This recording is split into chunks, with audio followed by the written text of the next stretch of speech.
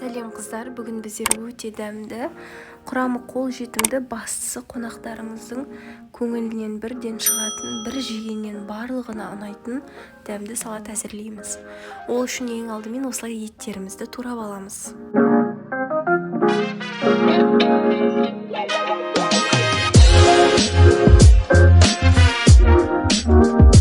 Еттерімізді қысып тұрған майға салып, жақсылап араластырып, өзінің суы шыққанша баяу отта пісіріп аламыз.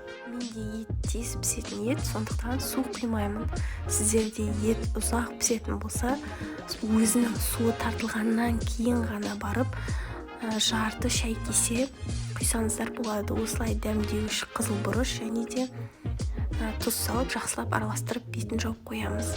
Кейін осылай кәді, яғни кабачоктарымызды турап аламыз. Үлкен дөңгелектерін ортасынан бөліп алыңыздар. Кейін осылай жұмыртқаның үстіне шым-шым тұз салып, жақсылап араластырып аламыз. Содан соң осылай панировкамызды дайындап аламыз. Менде корейский панко панировкасы. Кейін осылай туралған кәділерімізді бірінші жұмыртқаға, кейін панировкаға аунатып, қысып тұрған майда екі жағын қызарғанша қуырып аламыз.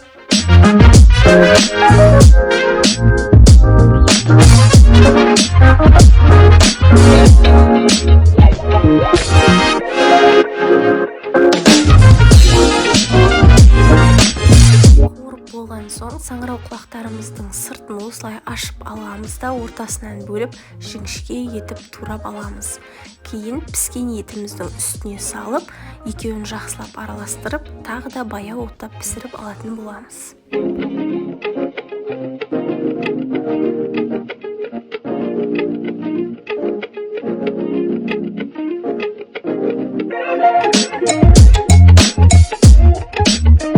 Содан соң осылай қызыл жуамызды, қызыл жуа болмаған жағдайда ақ жуаны осылай ұсақтап турап, қызып жатқан етімізбен саңырау құлағымыздың үстіне салып араластырып аламыз. Кейін саңырау құлағымыз пісуге жақындағанда бір шай қасық соя соусын үстіне қосып жақсылап араластырып аламыз. Кейін осылай етіміздің піскендігін тексеріп аламыз. Ең төменгі мөлшердегі уксусымыздан бір қасық құйып, үстіне лимонның суын осылай үстіне сығып салатын боламыз.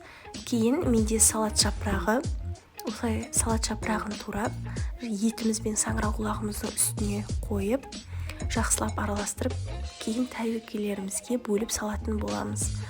Астында қалған суын барлығын салуды ұмытпаңыздар, құюды тарелкаға. Кейін осылай помидорларымызды қойып шығамыз. Менде черри помидоры, сіздер қарапайым помидор қойсаңыздар да болады. Содан соң үстіне үккіштен осылай сырды өткізіп қоясыздар. Ас болсын.